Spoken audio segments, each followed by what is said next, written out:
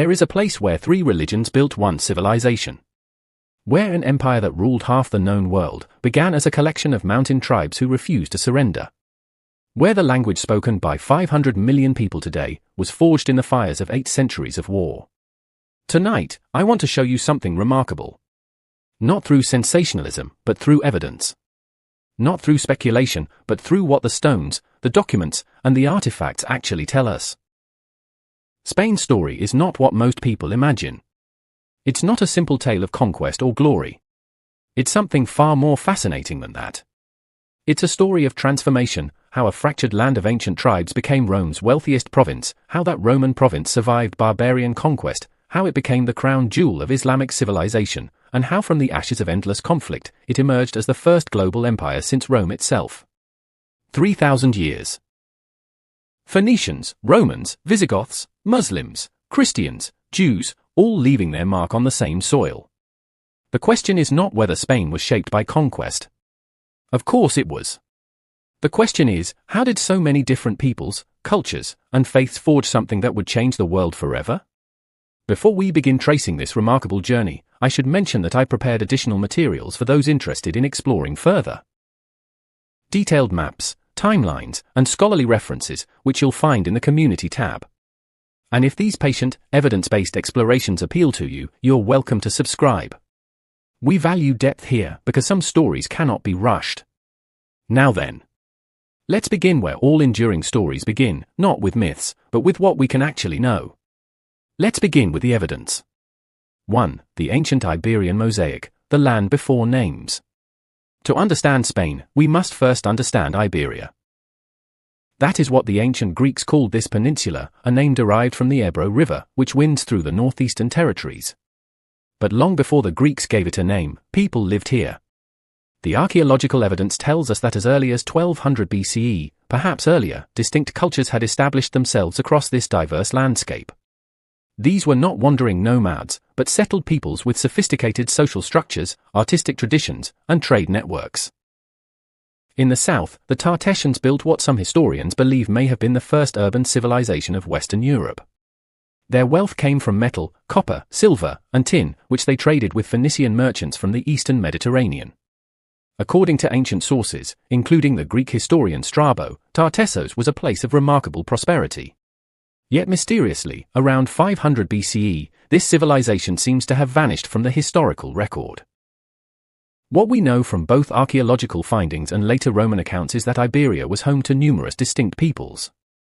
The Iberians themselves occupied much of the eastern and southern coasts, skilled metalworkers and warriors whose influence gave the peninsula its name. In the north and west, the Celtic peoples had established themselves, bringing with them traditions from beyond the Pyrenees. These Celtiberians, as they came to be known, were formidable. They built fortified settlements called castros on hilltops, raised livestock, and developed a warrior culture that would later earn the grudging respect of Rome itself. But this raises an important question: were these truly isolated tribes, or were they part of something more interconnected? The evidence suggests something more nuanced than simple tribal isolation.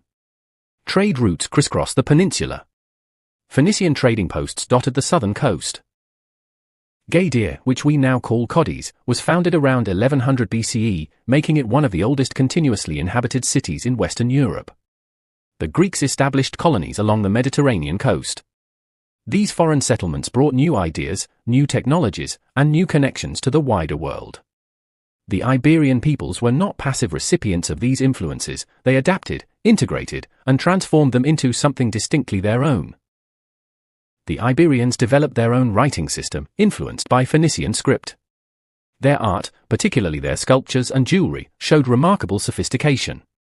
The famous Lady of Elche, a limestone bust dating to the 4th century BCE, demonstrates artistic mastery that rivals anything produced in the classical Mediterranean world.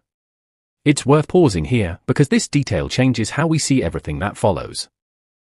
The peoples of ancient Iberia were not primitive tribes waiting for civilization to arrive from elsewhere. They were participants in the broader Mediterranean world, with their own sophisticated cultures and traditions. This would matter greatly when Rome arrived. 2. The Roman transformation, the long conquest. Rome's arrival in Iberia was not the result of planned imperial expansion, not initially, at least. It came about through war with Carthage.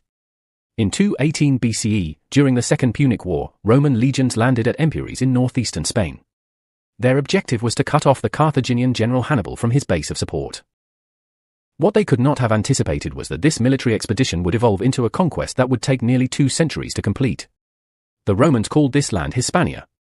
They divided it into provinces and set about the methodical work of subjugation. But the Iberian and Celtic peoples did not submit easily. The Lusitanians of the west, under their leader Viriathus, waged guerrilla warfare against Rome for years. In the north, the Cantabrians and Asturians held out until 19 BCE, when Emperor Augustus himself oversaw their final defeat. According to Roman historians, these northern warriors were so fierce that rather than surrender, some chose death, a testament to the independent spirit that had characterized the peninsula for centuries. But conquest alone does not explain what happened next. Over the following centuries, Hispania became thoroughly Roman. Not merely in governance, but in culture, language, and identity. The transformation was profound. Rome built roads that connected distant regions. You can still walk sections of the Via Augusta today. They constructed aqueducts, like the magnificent structure at Segovia, which still stands nearly 2,000 years later. They established cities, Tarraco, Emerita Augusta, Hispalis.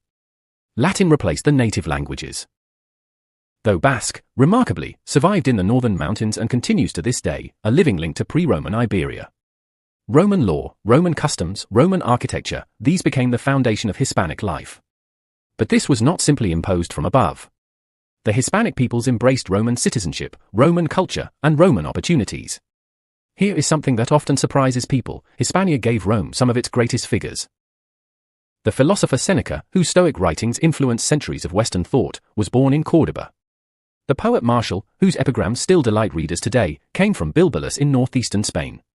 The agronomist Columella, whose writings on farming were used throughout the Middle Ages, was from Cadiz. Most remarkably, Hispania produced emperors. Trajan, considered by many historians to be one of Rome's greatest rulers, was born in Italica, near modern Seville. His adopted son and successor, Hadrian, came from the same city. Later, Theodosius, who would be the last emperor to rule both the eastern and western halves of the empire, was of Hispanic origin. This raises a profound question: what does it mean when a conquered province becomes so integral to an empire that it produces the empire's leaders? The answer suggests that the relationship between Hispania and Rome was more complex than simple domination. It was a genuine integration, a fusion of cultures that enriched both. By the time the Roman Empire began to fracture in the 5th century CE, Hispania had been Roman for 600 years, longer than the United States has existed as a nation. The Latin language, Roman law, and Christian religion, which had become Rome's official faith under Theodosius, were now thoroughly Hispanic. When Rome fell, these would remain. There, the Visigothic kingdom, the Germanic migration. The 5th century brought dramatic changes to the Western Roman Empire. Germanic peoples, pressed by migrations from the east, moved across the Rhine and into Roman territories. Among these were the Visigoths, the Western Goths, who had a complicated relationship with Rome. They were not barbarian invaders in the sense popular imagination often suggests. Many Visigoths had served in Roman armies. They had adopted Christianity, though of the Arian variety, which differed from Roman Catholic orthodoxy on the nature of Christ. They saw themselves as inheritors of Roman civilization, not its destroyers. After the dramatic sack of Rome in 410 CE by Alaric and his Gothic army, the Visigoths moved westward. They established a kingdom centered in southern Gaul, modern France, with Toulouse as their capital. But in 507 CE, they were defeated by the Franks at the Battle of Vouille and pushed south across the Pyrenees into Hispania. What followed was a gradual transformation. The Visigoths, a warrior aristocracy numbering perhaps 200,000, became the ruling class over a Hispano-Roman population of several million. The Visigothic period, which lasted from roughly 500 to 711 CE, has often been overlooked or dismissed as a dark age between Roman glory and Islamic brilliance. But this understates what actually occurred. The Visigoths maintained many Roman institutions. They used Latin as their official language. They compiled law codes that drew heavily on Roman legal traditions. The Liber Judiciorum, or Book of Judgments, was a sophisticated legal system that combined Roman law with Germanic custom. In 589 CE, something significant happened. King Reconquered converted from Arian Christianity to Catholicism at the Third Council of Toledo. This eliminated a major barrier between the Gothic rulers and their Hispano-Roman subjects. The fusion of the two peoples accelerated. Toledo became the capital, the city that would remain central to Spanish identity for centuries. Visigothic craftsmen produced remarkable jewelry and metalwork, examples of which can be seen in museums today. The treasure of Guarazar, discovered in the 19th century, includes votive crowns of extraordinary beauty and craftsmanship. But the Visigothic kingdom was never entirely stable. Succession was theoretically elective rather than hereditary, which led to constant power struggles among noble families. Internal divisions weakened the kingdom just as a new force was rising in the south. In North Africa, Arab and Berber armies, united by Islam and inspired by religious zeal, had conquered Byzantine territories with remarkable speed. In 711 CE, they crossed the Strait of Gibraltar. The Visigothic king, Roderick, marched south to meet them. At the Battle of Guadalete, the Visigothic army was destroyed. Roderick himself perished, his body, according to legend, was never found. Within 7 years, most of the Iberian Peninsula was under Islamic control. The Visigothic kingdom had fallen. But this, too, was not an ending. It was a transformation. Fatih al-Andalus and the northern kingdoms, the Islamic conquest and al-Andalus. The Islamic conquest of Hispania was swift, but it was not simply a military occupation.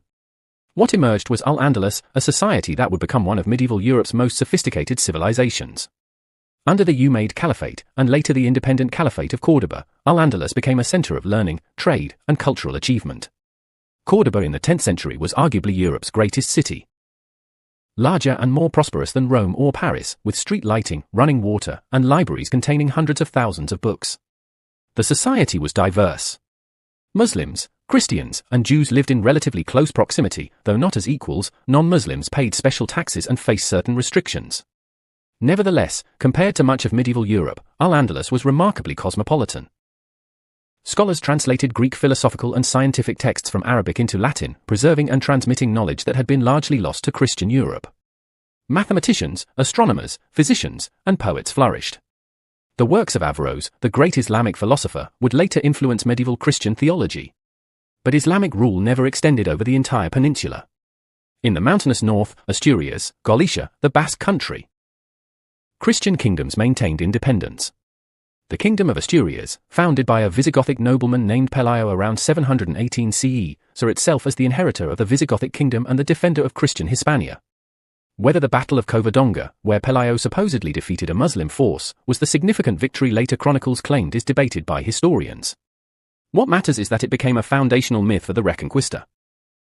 The gradual Christian reconquest of Iberia that would take nearly 8 centuries. Over time, these northern kingdoms expanded. Asturias evolved into Leon. The county of Castile became a kingdom in its own right. Navarre, Aragon, each carved out territories and developed distinct identities. This was not a unified holy war, as it's sometimes portrayed. Christian kingdoms frequently fought each other.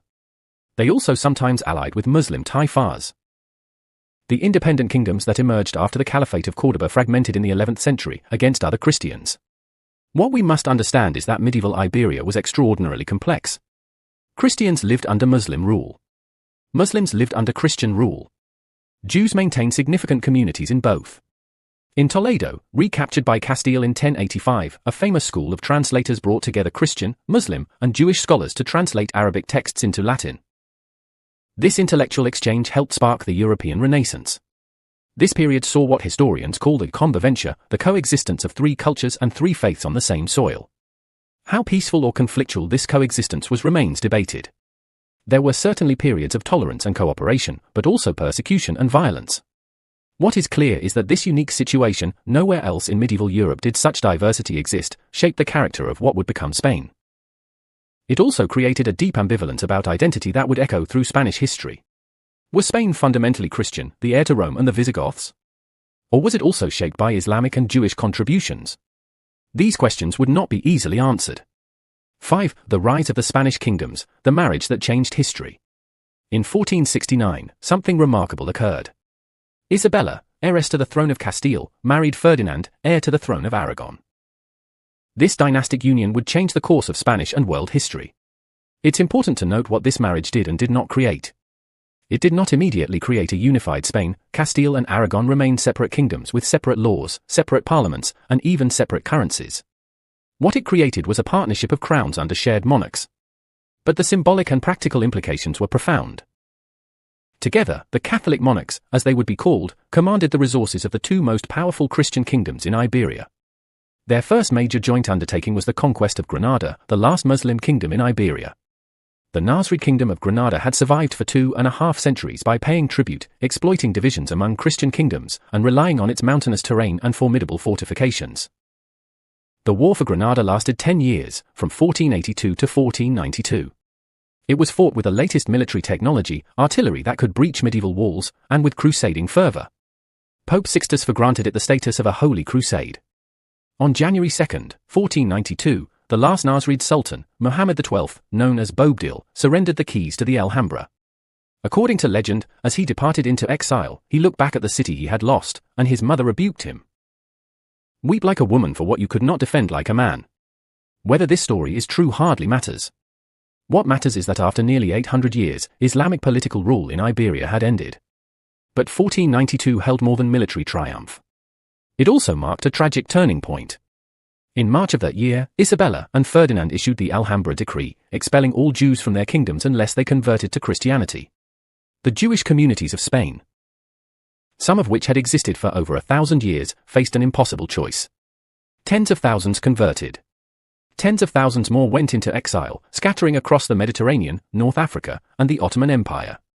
These Sephardic Jews, as they came to be called, would carry their Spanish language and culture with them for centuries. Even today, their descendants speak Ladino, a language descended from medieval Spanish. The Muslims of Granada were initially promised religious freedom, but this promise was soon broken. Forced conversions began. In 1609, the Moriscos, Muslims who had converted to Christianity but were still viewed with suspicion, would be expelled entirely. These expulsions had profound consequences. Spain lost much of its merchant and artisan class. It lost intellectual and cultural diversity. It embraced a rigid religious orthodoxy enforced by the Spanish Inquisition, which had been established in 1478. This raises difficult questions about the cost of unity and the meaning of empire. Spain was becoming more unified, more powerful, but also more intolerant, less diverse. And yet, even as these tragedies unfolded, Spain was about to embark on an adventure that would transform it into a global power unlike any Europe had seen since Rome. 6. The Golden Age and Empire, Columbus and the New World. In that same momentous year of 1492, Christopher Columbus, a Genoese navigator who had sought backing from various European courts, finally received approval and funding from Isabella. His objective was to reach Asia by sailing west across the Atlantic. On October 12, 1492, after more than 2 months at sea, his small fleet sighted land in the Bahamas. Columbus believed until his death that he had reached the outskirts of Asia. He had not. He had stumbled upon continents unknown to Europeans, continents that would be called, somewhat unfairly, the Americas, after another Italian explorer, Amerigo Vespucci. The consequences were literally world-changing. Within a few decades, Spanish conquistadors had conquered the Aztec Empire in Mexico and the Inca Empire in Peru. Massive quantities of silver from mines in Potosi and elsewhere flowed to Spain. New crops, potatoes, tomatoes, corn, chocolate, made their way to Europe. Old world diseases devastated indigenous populations who had no immunity. This was the beginning of Spain's American Empire, which would last more than 3 centuries and extend from California to Cape Horn. When Isabella died in 1504 and Ferdinand in 1516, their grandson inherited their crowns. This young man, Charles of Habsburg, also inherited territories from his other grandparents, the Netherlands, parts of Germany, and a claim to the Holy Roman Empire. As Charles V, he ruled over domains on which, it was said, the sun never set. Spain was suddenly at the center of the first truly global empire. Under Charles and his son Philip II, Spanish power reached its zenith. Spanish armies were considered the finest in Europe. Spanish ships controlled the Atlantic and much of the Mediterranean. Spanish America produced wealth that funded European wars and patronage of the arts. The Palace of El Escorial, built by Philip II, still stands as a monument to this power, a massive complex combining monastery, royal residence, and mausoleum, embodying the seriousness and religious devotion of the Spanish Habsburg dynasty.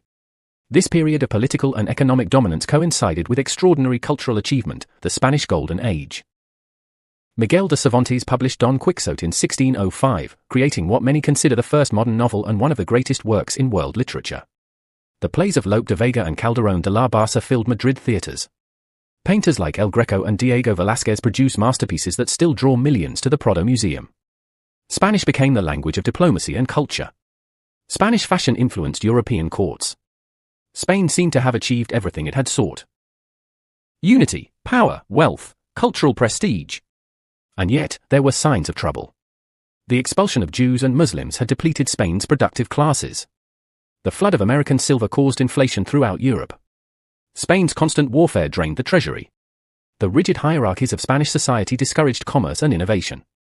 The empire that seemed so formidable in 1600 would, within a century, begin a long decline. We have traveled together from ancient Tartessos to the empire of Philip II, from scattered tribes to a power that reshaped the world. It has been a journey of nearly 3,000 years through a land that has seen Phoenicians and Greeks, Romans and Visigoths, Muslims and Christians, each leaving their mark. What strikes me most, looking back across these centuries, is not the inevitability of Spain's rise. It was never inevitable. But rather the persistent capacity of peoples to adapt, to absorb influences, and to transform themselves while maintaining something essential. The Latin language of Rome became Spanish, but it also preserved Iberian and Arabic words. Roman law became Spanish law, but it was modified by Visigothic and later traditions. The Christianity that unified Spain was itself shaped by centuries of coexistence with Islam and Judaism. Spain's journey from tribes to empire is not simply a story of conquest and consolidation. It is a story of fusion, of the slow mixing of peoples and cultures over centuries, sometimes peaceful, often violent, never simple. The Spain that emerged, the Spain that sent Columbus west, that produced Cervantes and Velázquez, that built an empire spanning the globe, was the product of all these influences, all these transformations. Perhaps the lesson here is not about military might or political ambition, though these played their roles. Perhaps it's about the way human communities can absorb vast changes while maintaining a sense of identity, how they can be conquered and yet persist, how they can conquer and yet be changed by those they rule. If you found value in this exploration, I hope you'll consider joining me for others like it. I also welcome your thoughts. Many of you bring expertise and perspectives that enrich these discussions, and I learn from your comments. How do you interpret this long transformation from tribes to empire? What aspects interest you most? These stories take time to research and present properly, and your support, whether through subscribing, thoughtful comments, or simply watching, makes it possible to continue.